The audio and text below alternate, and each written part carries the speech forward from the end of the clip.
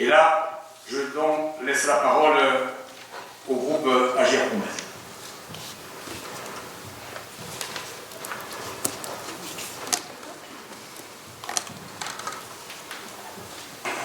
Alors, il y a le discours bien lié de présentation de programme, comme vous venez de le faire, mais il y a la réalité des choses. On nous présente ce projet comme un projet qui appartient aux Mésoises et un projet qui leur appartient et qui correspond à leurs attentes. Soit. Mais qu'en est-il en réalité? S'agissant de la gouvernance, que penser d'un maire qui, dès son élection, se fait voter un maximum de délégations par sa majorité municipale, le laissant seul décideur de certains sujets pourtant importants, comme les opérations menées au Sesquier par le PF. Est-ce cela un projet qui appartient aux Mésoises et aux Mésois? Certaines décisions importantes ne devraient-elles pas passer par un référendum? C'est cela, un projet qui nourrit le débat et qui appartient aux citoyens. Que penser de votre beau discours d'associer les citoyens aux décisions à travers le conseil de quartier? Je rappelle encore une fois que dans votre programme électoral, il évoquait simplement la création de petits collectifs de quartier. Ces conseils de quartier dont vous avez une conception très particulière, Mme Estrada, vous excluez les élus minoritaires, et vous placez les élus de votre majorité en élus référents en ne laissant aucune autonomie à l'organe délibérant du conseil de quartier. Pour vous, un comité de quartier doit être porté par les habitants eux-mêmes. Ils sont les mieux placés pour faire des propositions, évoquer des problèmes et trouver des solutions que les élus écoutent et portent au sein des conseils pour débat et décision. L'élu devrait être l'invité des comités de quartier et non pas le référent. Décidément, nous n'avons pas la même conception de la démocratie. Alors, Madame Estrada, je ne sais pas si vous vous êtes inspirée de la Corée du Nord ou pas, mais en tout cas, ce n'est pas auprès de Joe Spiegel ni de Kingersheim que vous vous êtes inspirée ici, car Joe Spiegel laisse la place aux élus minoritaires. Commencez aussi de la charte des élus que vous avez mis en place dès votre élection, où vous nous dites servir et non pas se servir, mais que vous bafouez aussitôt voter, en vous votant une augmentation de l'enveloppe globale des indemnités des élus, alors que les Mésoises et les Mésois traversent une longue période de douleur. Vous auriez pu y ajouter, Monsieur le maire s'engage à n'exercer que 2 mandats de maire maximum, s'engage à exercer aucune fonction départementale ou régionale, nommer un référent alerte éthique, proposer un vice-présidence de la commission finances à un élu minoritaire.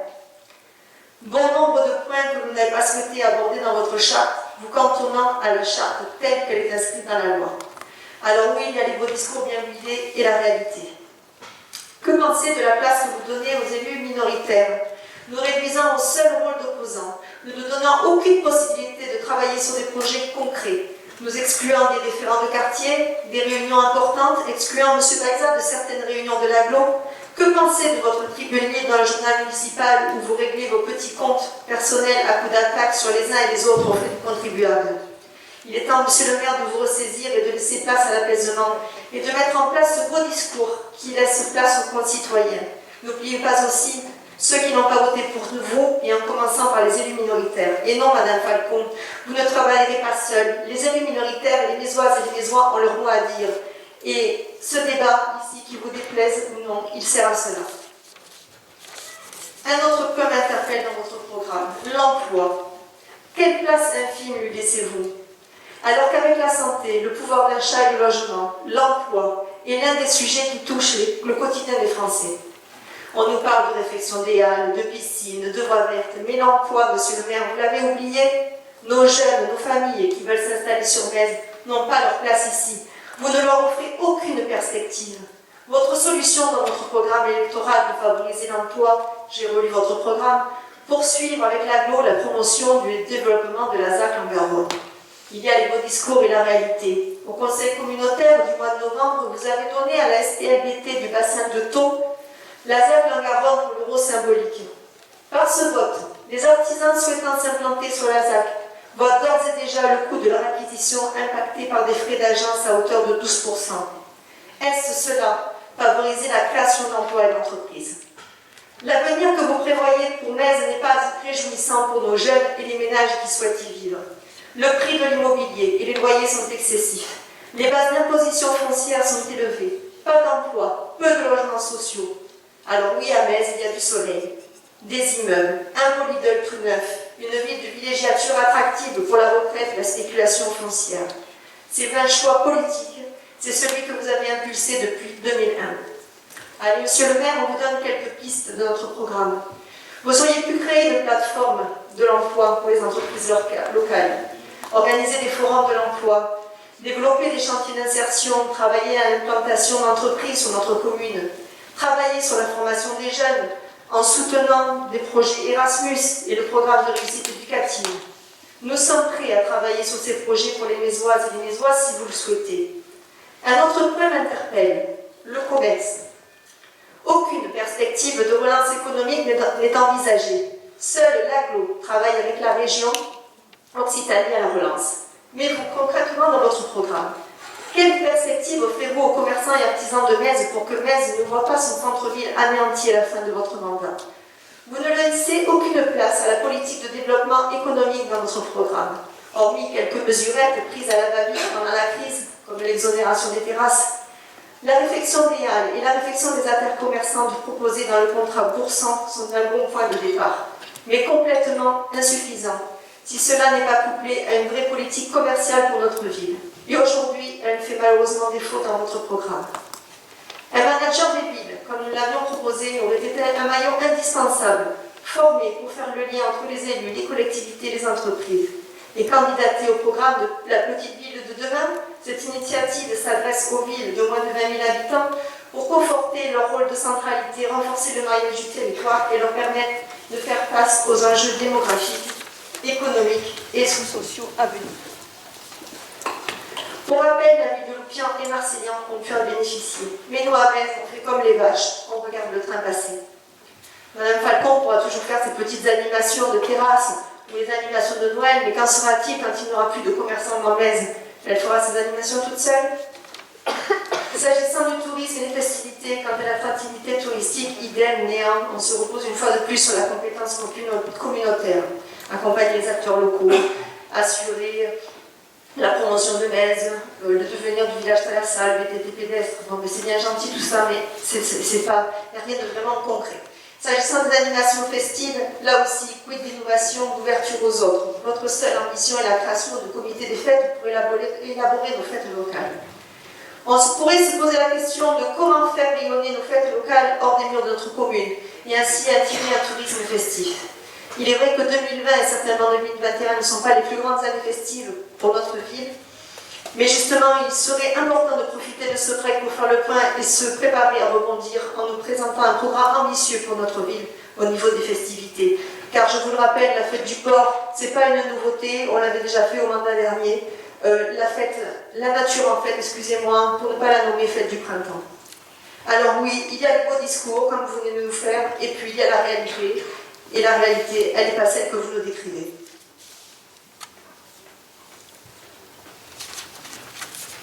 Merci. Votre intervention, M. Daligo.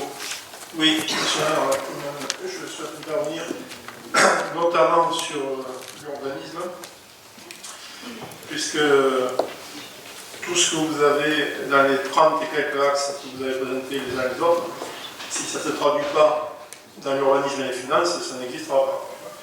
Donc l'avenir de Metz se prépare de plus en plus au niveau intercommunal. Malgré on a rappelé les textes. Mais ça suppose aussi donc avant que les gens aient porté ça au niveau intercommunal, nous ayons un débat ici, au sein du conseil municipal, et aussi au sein de la population. On doit s'organiser pour le faire, et afficher clairement un objectif pour la ville de demain, tracer une route balisée avec des étapes pour y arriver. Aujourd'hui, que voulons-nous? La réponse est dans le SWOT et le PLU, je ne redonne pas les SWOT, le schéma territorial et le PLU, plan d'urbanisme. Il y a un objectif affiché, c'est 13 500 habitants en 2030. C'est ça l'objectif légal aujourd'hui. Alors si on doit arriver là, je vous le dis tout de suite, il faut arrêter. Stop, on y est déjà. 12 000 habitants en 2018, 1er janvier 2018, l'INSEE. Non? Alors l'INSEE se trompe? Peut-être, oui. Le chiffre officiel de l'INSEE, c'est 12 000 habitants 1er janvier 2018. Alors si le but c'est 13 500 en 2030, on n'a pas trop de questions à se poser. Donc il faut déjà savoir qu'on sera plus que 13 500 en 2030 et y réfléchir. Nous sommes prêts à y réfléchir. Ça tombe bien puisque le PLU est en révision et le SCOT aussi est en révision. Donc on a une marque pour travailler sur du concret. Le projet du Cesquier, pour nous, il doit être revu. Alors pas le parc qui va être payé par les finances publiques. Je parle du projet PLU Cesquier, l'OAP numéro 2 du Cesquier.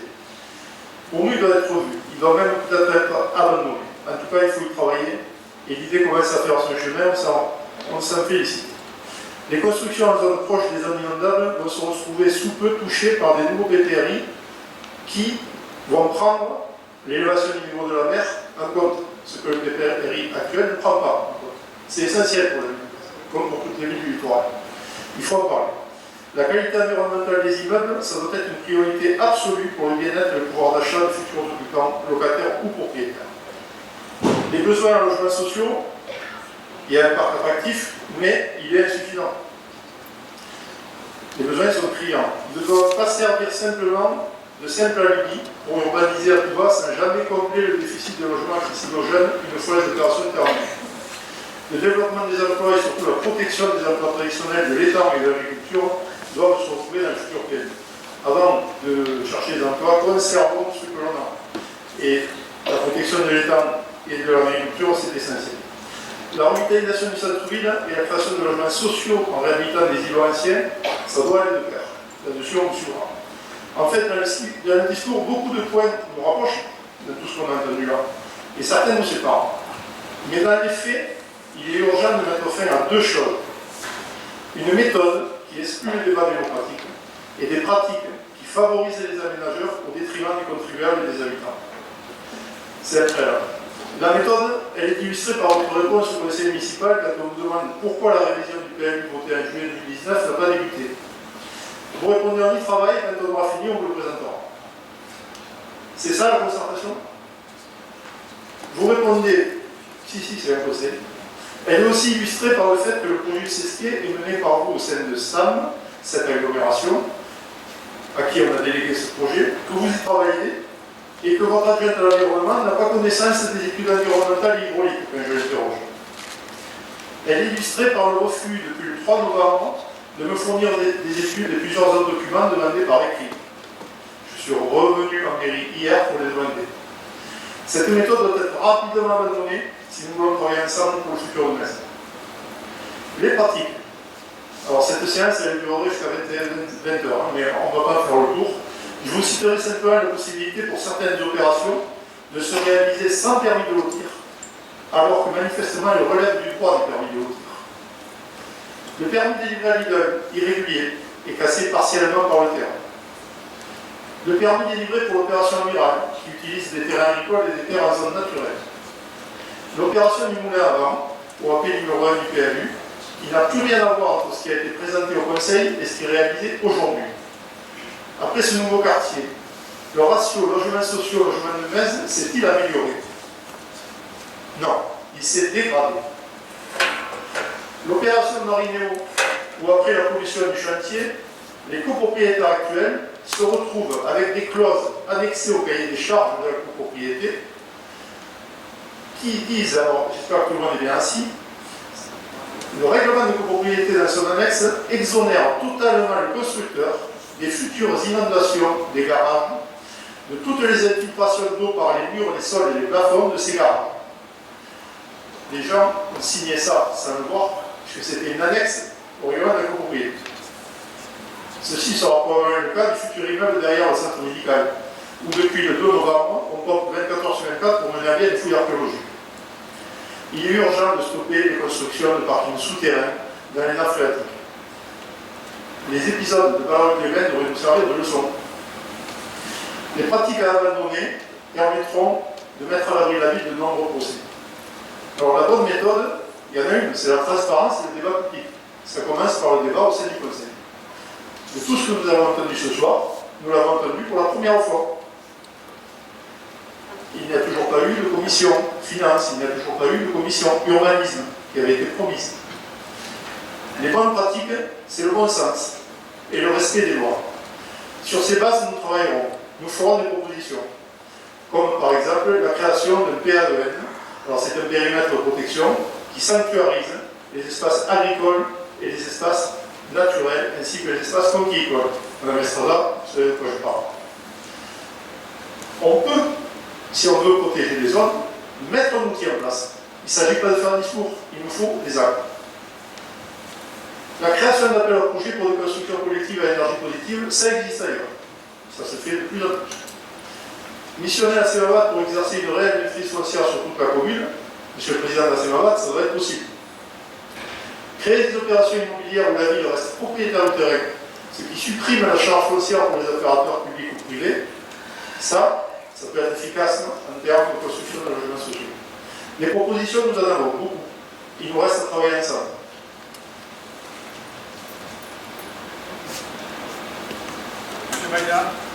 Monsieur Maïza. Oui, ce débat sur la politique générale de la ville est finalement le plan d'action pour le mandat en cours. Un plan que vous estimez visionnaire. Pour cela, il faut une épine dorsale, une ligne de conduite, une ligne directive. La logique veut que vous repreniez votre programme de campagne, plutôt le projet Boursan. En relisant votre programme de campagne et le projet Boursan, je constate déjà des changements de cap. Rien n'a été chiffré, tout a fait en urgence avant la campagne électorale. Je démarrerai par la mobilité. Cette ville souffre d'un déficit d'accessibilité. Malheureusement, vous n'en parlez pas trop. Seule la D613 permet les liaisons avec les autres villes. Nous avions proposé de demander la sortie d'autoroute. Dommage que vous ayez préféré dans votre travail de campagne dire que la sortie d'autoroute était une nuisance au tournant. Des terres agricoles et naturelles sacrifiées, une nouvelle zone industrielle et commerciale qui sortirait de terre. Un trafic qui explosera dans la traversée de Metz, plus de pollution, moins de sécurité, une saturation en ville, des centaines d'emplois supplémentaires en centre-ville chaque jour. Votre absence de mémoire, il faut oublier que le 19 décembre 2005, vous avez voté au conseil municipal une motion pour la sortie de l'autoroute à Metz. Donc, dommage de ne pas se servir de cette piste qui serait source d'emploi et de désenclavement de notre ville. Pour les déplacements doux, le 19 décembre 2018, vous avez proposé au conseil municipal une délibération sur la mobilité avec un programme de voie verte pour un montant de 691 900 €. Travaux 2019, livraison 2020. Et ce même conseil, vous annonciez que la piste cyclable sur l'avenue de Pézenas coûtera entre 100 et 150 000 €. Quelques jours après, nous avions voté lors du conseil communautaire le PDU, plan de déplacement urbain. Vous avions fait part de notre étonnement de ne pas faire de demande de subvention à l'aglo dans le cadre du PDU. Du coup, cette délibération avait été finalement retirée. Maintenant, après le projet pour centre, nous vous présente un nouveau projet avec piste cyclable pour un chiffrage de 484 723 €. Il était de 152 000 en 2018. Pour la création de pistes vertes, route de Pézenas et 30 000 pour la rénovation des pistes existantes. Finalement, nous assistons à du rafistolage de voies vertes sans aucune demande de subvention et un financement de 100% local. Le projet piscine, prévu au CESCI, vous aviez lancé les travaux. Vous en êtes aujourd'hui à trouver notre lieu d'implantation et je vous rappellerai vos dires dans les colonnes du Midi Libre du 22 juillet 2019. Toute votre proposition d'implantation serait fantaisiste. Bienvenue sur le banc des fantaisistes, monsieur le maire. Le Thalassa, dans votre programme, le renouveau du Thalassa, il sera entièrement rénové pour renforcer l'attractivité touristique. Pour moi, vous attendiez ni plus ni moins que la fin de la DSP pour le vendre ou donner une structure aux structures sétoises. Le programme de rénovation, vous aviez la possibilité de le faire. Vous avez préféré faire les aménagements sur le bord de plage, sur les allées est et ouest, et pire encore, payer le poste de secours, les travaux de blanchiment de la paillote et j'en passe. J'appelle cela du détournement de subventions. Vous perdiez l'occasion d'être à la base arrière des Jeux Olympiques Paris 2024, un travail que j'avais lancé en 2018, et vous avez perdu l'occasion de mettre à niveau une base sportive sur notre commune. Alors maintenant, vous nous annoncez un audit, alors que vous en avez déjà fait un en 2015. Bizarrement, je n'entends plus parler de la ferme solaire, que vous parliez de ferme solaire sur l'ancienne décharge de Gaudelin. Sachez au passage que cette zone est une zone naturelle remarquable, loi littoral spot, en bordure d'une zone naturelle Natura 2000, et toutes les études d'impact qui y sont liées. Et donc, je pense que ça ne pourra pas se faire. Et bon, c'est vrai que je constate que vous n'en parlez plus. Aujourd'hui, l'urgence des Halles, l'image de notre politique, de votre politique. Vous promettez la rénovation des Halles dans le pourcent, ça n'a aucun chiffrage. Maintenant, vous êtes dans l'obligation de déménager les commerçants dans le carré d'argent. En 2007, avant les élections, vous avez entrepris une série de travaux sur les Halles, avec des rénovations, le carrelage. En 2012, vous avez à nouveau entrepris des travaux extérieurs de peinture, de faïence. En 2020, vous avez refait les portes et maintenant, vous avez tout cassé. Et nous, minoritaires, nous avons appris hier sur le site de la ville de Metz que vous aviez demandé un audit, que les commerçants allaient déménager dans le carré d'argent. Encore une preuve de la concertation que vous mettez en place sur cette ville. Je vous demanderai plus de concertation dans les projets, mais aussi plus de transparence dans les attributions de l'appartement, des passages de port, d'emploi. Alors je vais aussi faire des petites remarques, puisque je ne ferai pas dans les fake news ni dans les trafics de photos, mais je vais aussi dire certaines choses en estrade, notamment sur les jardins non visibles. C'était déjà en place, notamment avec deux magnifiques jardin, un d'agrumes et un de cactus sur les jardins secs. Vous pensez aussi à la troisième année, je pense que nous pourrions travailler ensemble, notamment sur la gestion du frelon. Vous avez parlé aussi de la gestion de crise sur les débordements. Alors justement, je ne comptais pas en parler, mais je vais vous en parler vite fait. Sur le bac à chlorure de fer, vous savez comme moi, peut-être vous le savez, mais en fait vous avez fait en sorte de ne pas le savoir, ou peut-être vous ne le saviez pas même.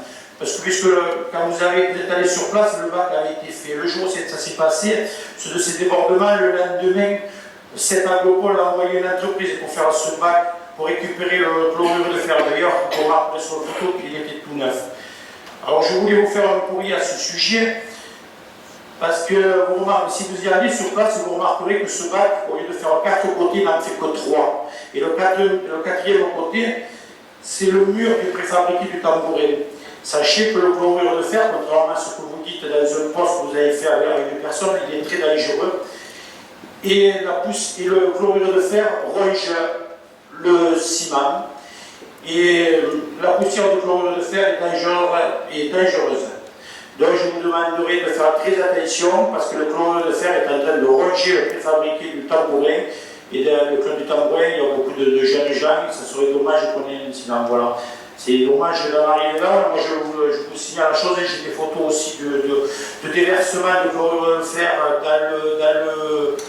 dans le ruisseau. Je n'ai pas voulu les publier sur les réseaux sociaux parce que justement je ne voulais pas qu'il y ait une image de ternisse l'ostréiculture comme certains pensent. Je vais vous dire aussi autre chose, je vous invite aussi à aller au Mas de Garrigue, vous pourrez vous y rendre et vous verrez qu'il y a des travaux qui se font sur Metz et il y a un emplacement qui a été donné à 7 aglopoles et qui sont en train de reverser sur les plates méditerranéennes. Si vous voulez, je vous donnerai une vidéo aérienne où vous verrez le travail qui est fait. Et surtout, si vous voulez installer des agriculteurs sur la ZAC, sur le Mas de Garrigue, il faudra faire attention parce qu'il y a déjà des agriculteurs qui sont installés et on est en train de leur prendre des terres. Et si demain ils ont un contrôle PAC, ils risquent d'avoir des problèmes. Voilà ce que j'avais à vous dire. Si je voulais aussi rebondir au niveau du PLU, j'ai entendu Madame Malaviole qui parle de 110 logements sociaux de 2019 à 2020. Je vais vous expliquer, Madame Malaviole, ce que c'est les logements sociaux sur Metz. Les 110, certainement pour moi, il y en a juste 20 qui sont attribués aux logements sociaux, c'est-à-dire pour nos jeunes ou pour les gens qui ont des petits revenus. Les 90 autres, c'est la girandière. Alors, je vais vous expliquer ce qu'est la girandière. La girandière, c'est la sénoriale qui est en train de se terminer actuellement. Mais alors, vous nous montrez où sont les 90 autres, parce que la girandière rentre dans les logements sociaux. Et quand vous voulez rentrer dans la girandière, je vais vous expliquer comment ça se passe. Vous rentrez dans la girandière, si vous voulez être prioritaire, il vous faut acheter un appartement. Cet appartement vaut entre 150 et 250 000 euros. Ça vous donne un droit d'entrée. C'est pas pour cela que vous allez avoir cet appartement.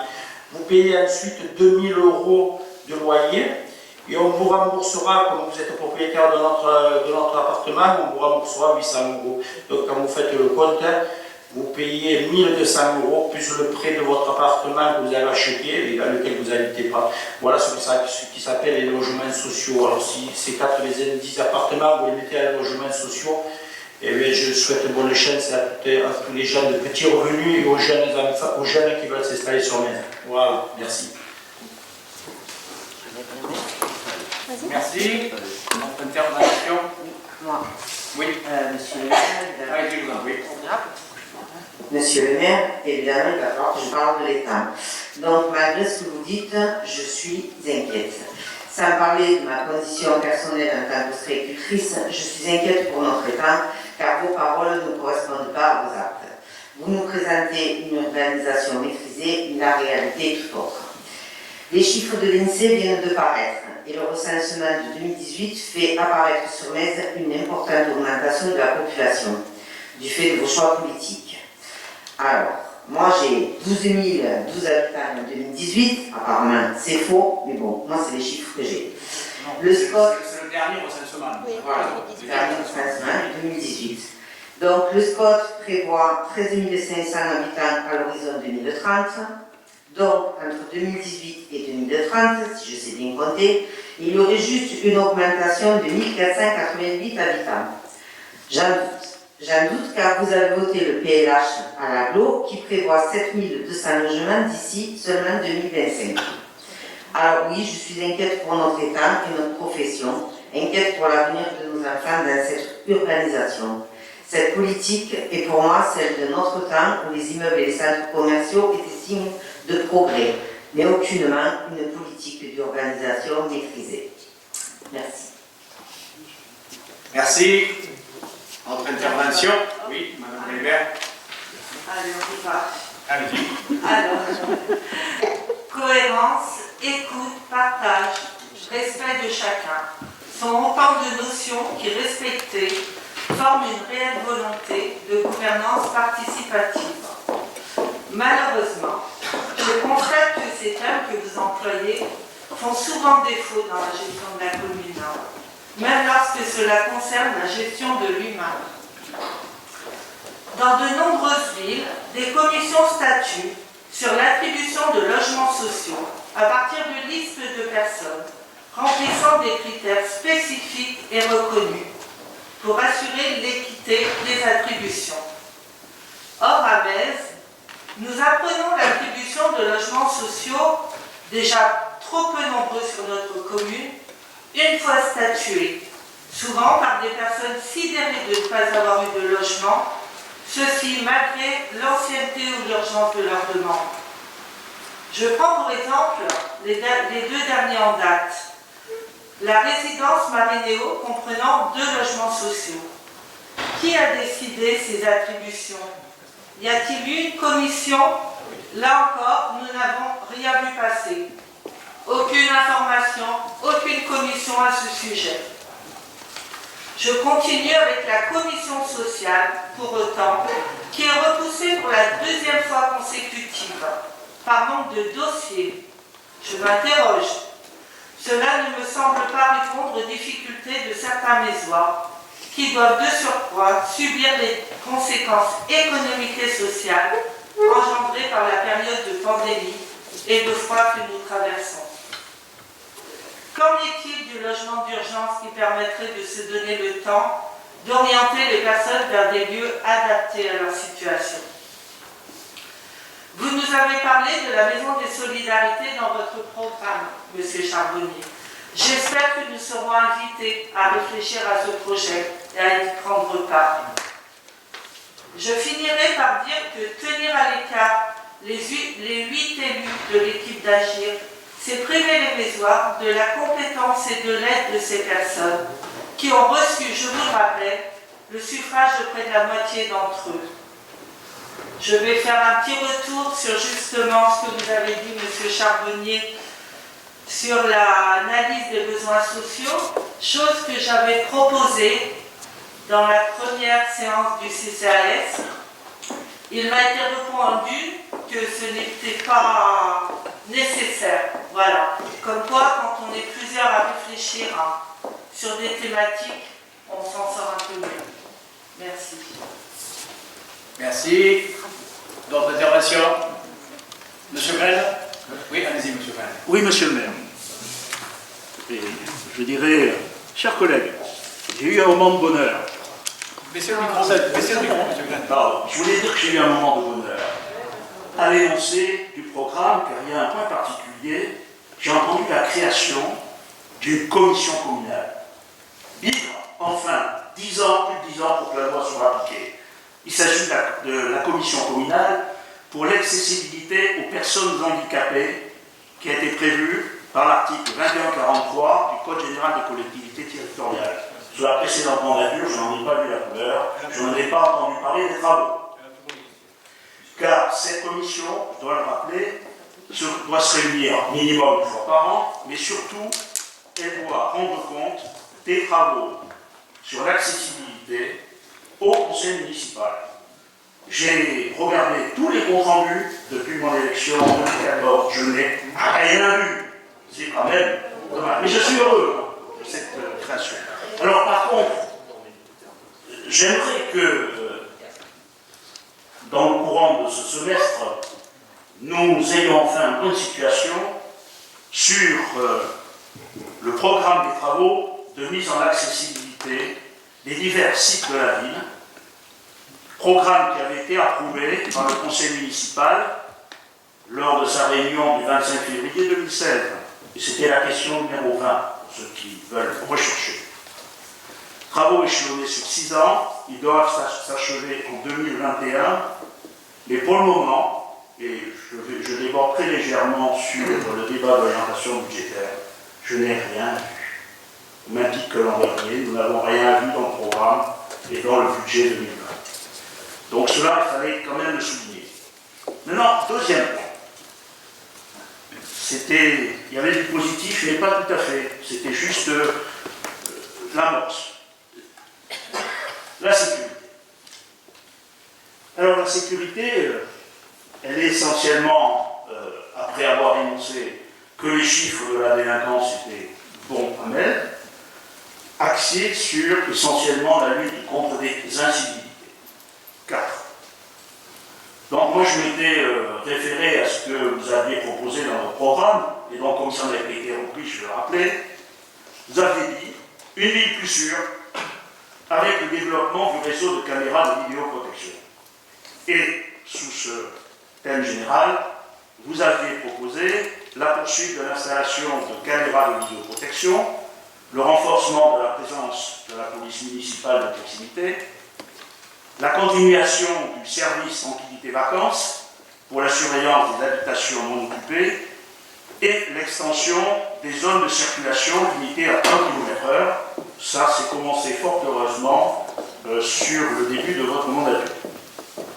Maintenant, la question qui se pose du fait des constats de carence que nous avons pu constater, comment comptez-vous faire, vous y prendre pour rendre plus sûre notre ville qui atteint, on l'a déjà rappelé, plus de 12 000 habitants au dernier recensement de l'INSEE.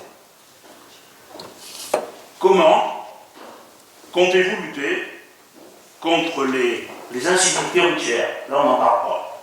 Donc on peut se faire écraser à neige, il n'y a pas de problème. C'est la faute de celui qui traverse ou celui qui, je dirais, respectant le code de la route, et donc, je dirais, est victime d'une incivilité. Et puis, pourquoi n'avez-vous toujours pas créé le conseil local de sécurité et de prévention de la délinquance qui a été instauré en 2007? Alors vous allez me dire, oui, il y a un conseil intercommunal, certes, mais le conseil intercommunal, je rappelle, les principales communes sont en zone police, nous sommes en zone gendarmerie.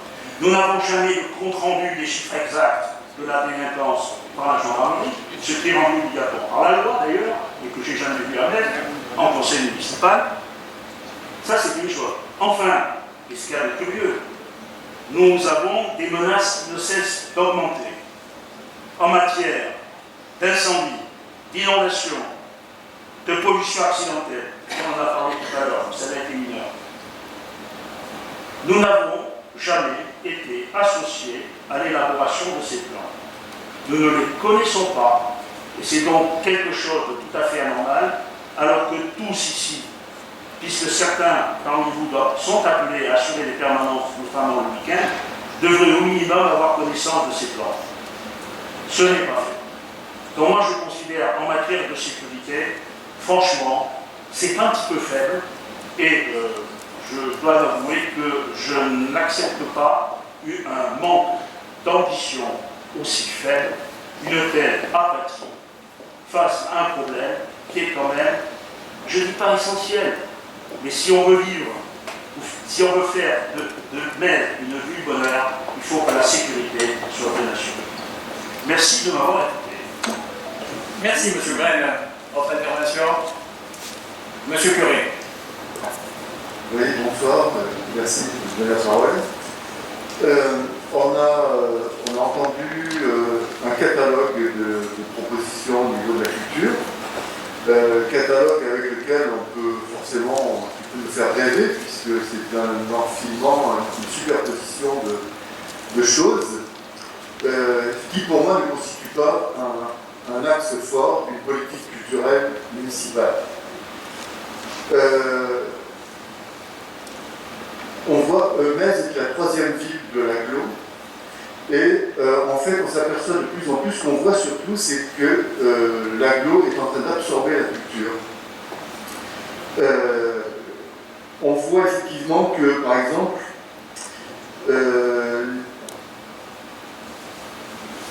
beaucoup de choses sont prises en charge par l'agglo. Bon, on a vu par exemple la fameuse convention qu'on a signée pour le jeu public. C'est la même chose donc, pour le conservatoire de musique, qui d'ailleurs, entre autres, est un conservatoire essentiellement de musique, c'est-à-dire qu'on n'a pas d'art dramatique, par exemple, à ce conservatoire, alors que Frontignan a des cours d'art dramatique et c'est aussi. La médiathèque également est dépendante de l'Agglo Méditerranée. Alors moi je ne suis pas contre le fait qu'on ait des partenaires forts comme ça, bien sûr, à condition que les choses soient co-dirigées. C'est-à-dire qu'on a l'impression que tout est délégué à Agglo et que de plus en plus de choses en tout cas, et qu'il n'y a pas d'ambition réelle pour Metz dans le projet qui nous est soumis, enfin cet empilement de propositions en fait. Alors la politique d'une ville telle que Metz devrait être le maillon fort de la politique générale, car il s'agit de construire une identité culturelle forte, permettant un rayonnement au-delà de la ville. Il s'agit d'accompagner les jeunes et les moins jeunes à la diversité culturelle et à l'accès à tous les arts. Il s'agit de transmettre des pratiques artistiques. Il s'agit de stimuler l'économie locale.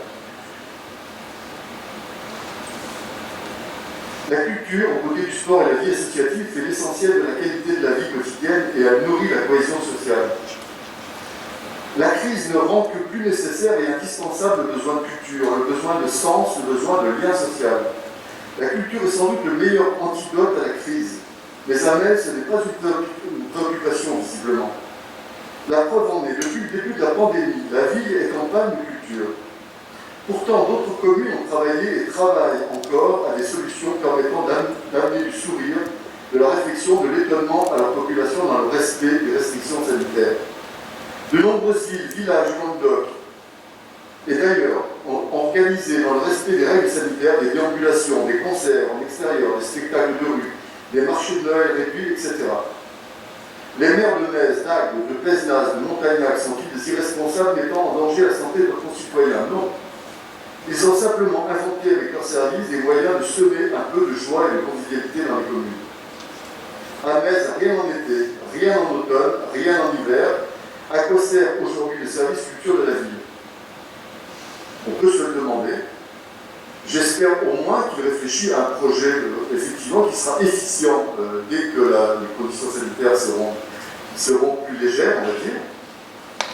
En tout cas, il y a une chose qui est certaine, nous c'est qu'on attend avec impatience une commission culture, ou peut-être la création d'un office municipal de la culture, qui pourrait être aussi intéressant, qui réunirait les gens, les élus bien évidemment, aussi les élus d'opposition et un certain nombre de professionnels de la culture qui sont à Metz et aussi des spectateurs avertis ou pas tiré au sort, qui permettrait d'avoir un organisme qui réfléchit un peu à une politique culturelle cohérente et où la population est impliquée.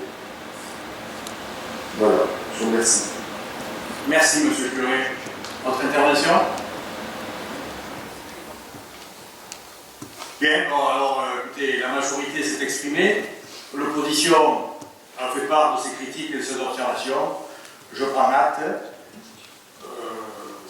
En tous les cas, sachez que j'attends de tout mon cœur l'apaisement. Je vais au voix donc pour, si on est d'accord, qu'on a pris acte donc de ce débat qui est pour